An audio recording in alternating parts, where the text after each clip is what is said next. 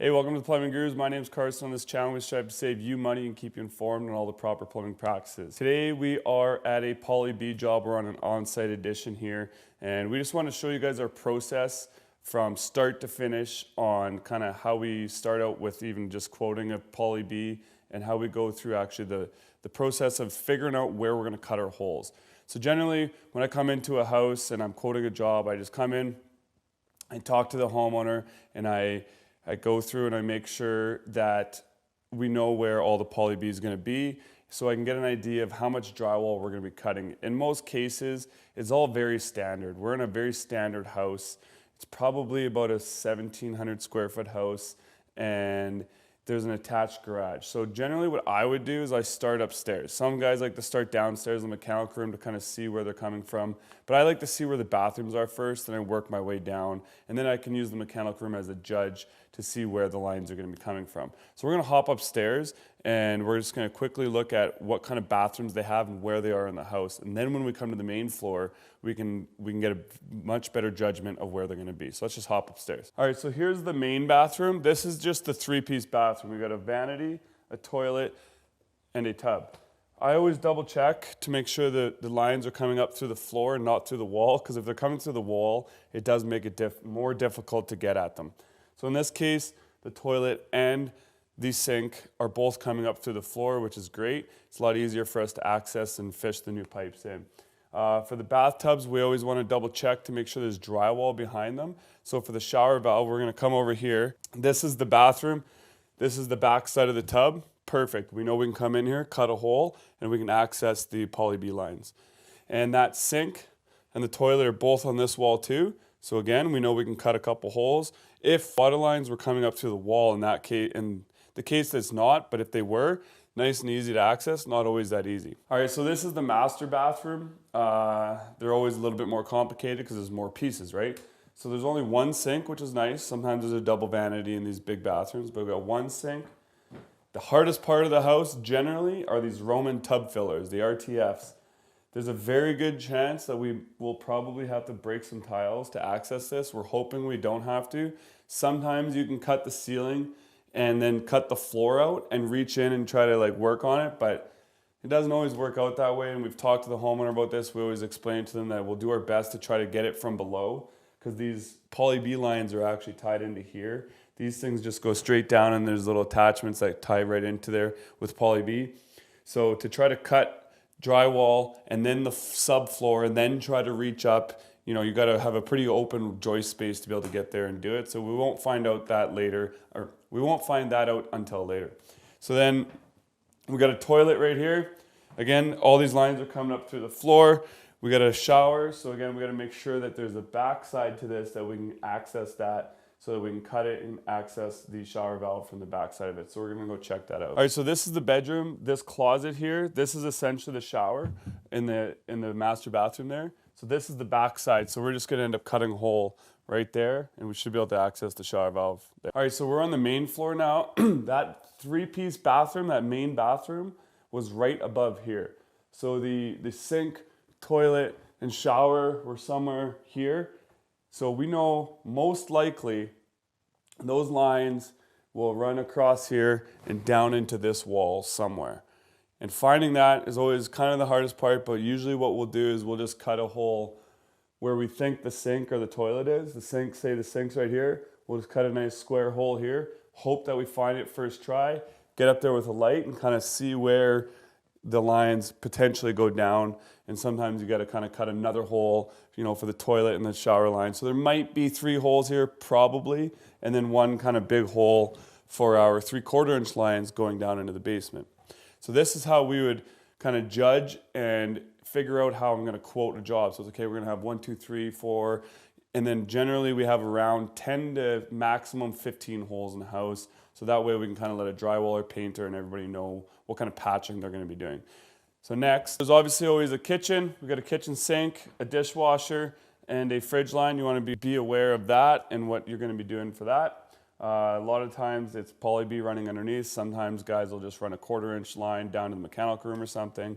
Same thing with the dishwasher. You always want to look in there and see what kind of how they did it, just so you know what you're getting yourself into. All right, so it's a bit tight over here, so I'm not gonna be able to really get you fully in here with the camera, but we got a half bath here, and I know I already been down there, but the mechanical room is essentially right below here. So we got the laundry room right there, the bathroom here. Hopefully this is gonna be a bit easier for us. Sometimes it's nice, you got a mechanical room right above it, so you don't have to cut any drywall, easy to access.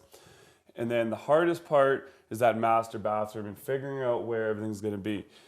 I think, from what I can tell, is the sink is over there, and that bathtub that we talked about having to cut from below, I really think it's somewhere around here. I'm hoping it's accessible and we can get at it like we talked about from below.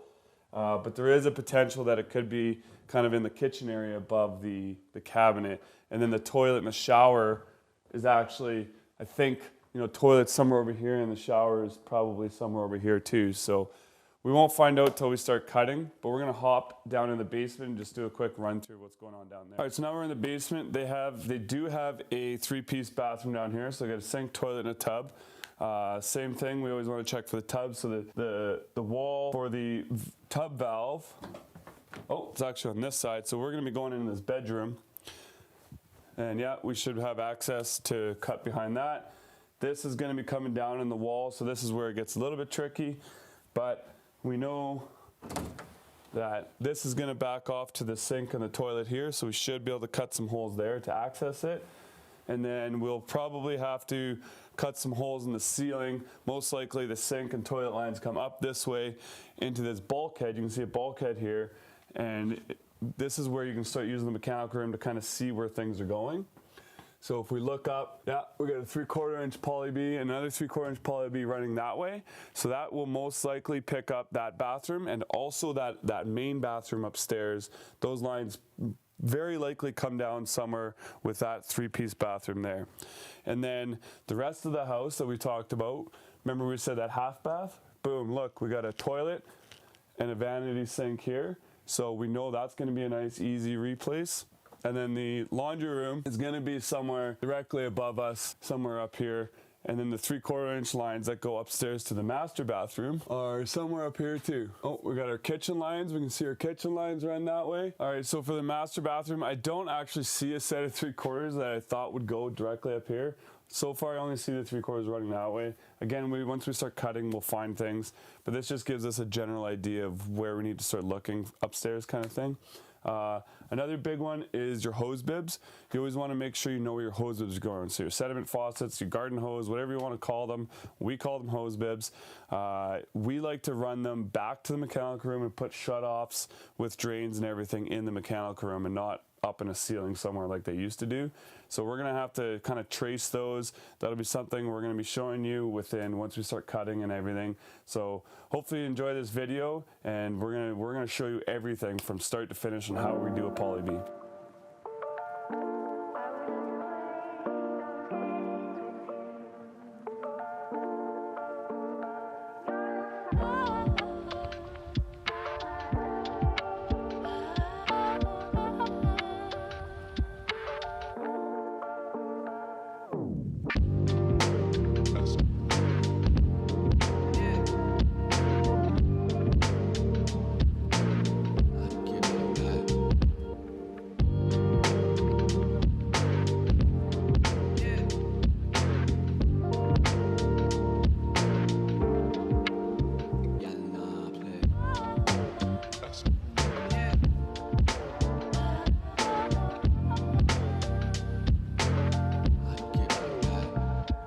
So now that we've gone through, we've kind of talked about figuring out where we're gonna cut our holes and all that. Now we're starting the job. We've brought all our tools in, and we are laying floor protection. We got this armor stuff.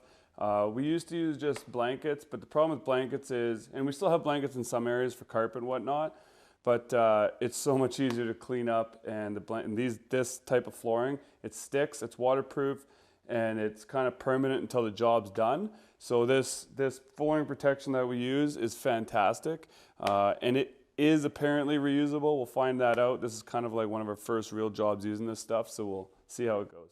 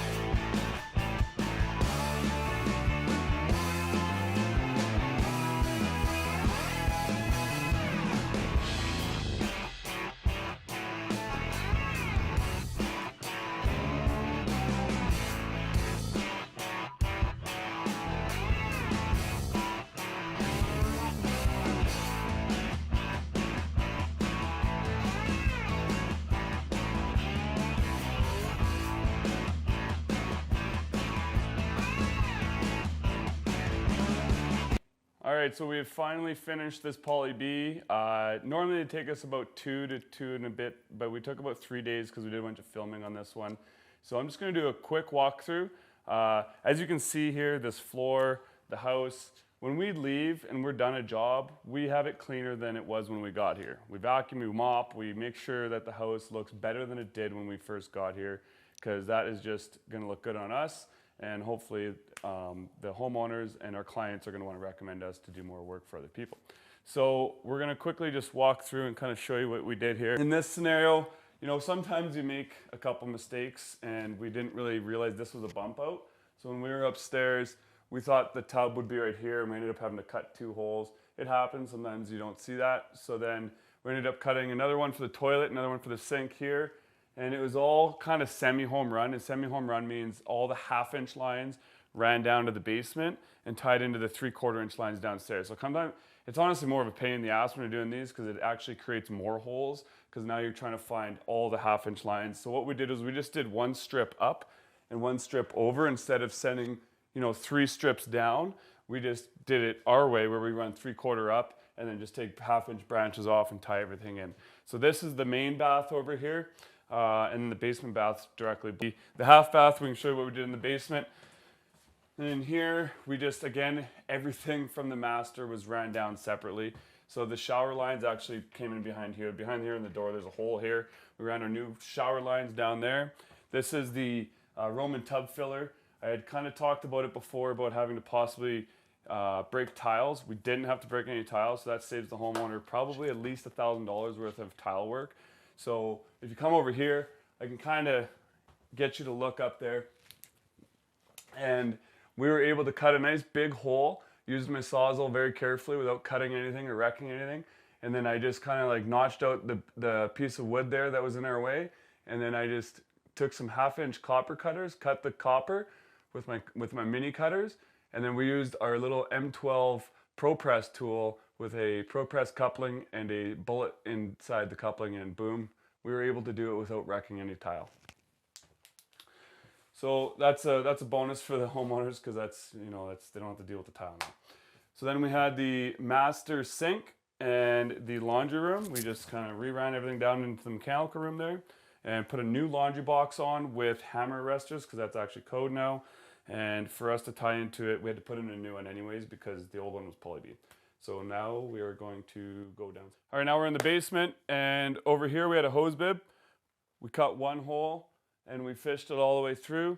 And generally a hose bib doesn't have a lot of movement on it because it's not a fast acting closing valve, but a lot of times we'll try to shove some 1/2 inch insulation, pipe insulation in just to kind of weigh it down so that the pipe, if it is sitting and it's gonna have weight on it, so it's not gonna want to bang around. So that works really good for that. Then you're not cutting, you know, as many holes because it gets quite expensive to do to patch ceilings for the homeowners. So they want to have as little holes as possible, and we do our best to do that. This is the kitchen. Again, the kitchen, it went right into the mechanical room here, so we were able to kind of reach in and put J-clips on, so that's nice and clipped because when you open a hot and cold or your dishwasher, those are fast-acting valves, so you're going to want to be able to clip those pretty well. So that just pops up into the kitchen there. Behind this is directly behind, not really any light here, but that is the sink for the basement bathroom, the toilet, and the shower. So we were able to kind of cut a couple holes there, tie in that. Basement bathroom, there was a beam here, so we thought the lines came up here, but they didn't. So they actually looped around and came up here and kind of looped up and over into there. And then, so we just redid that, cut a hole there and cut a hole here. These are actually the upstairs lines that we were looking at earlier.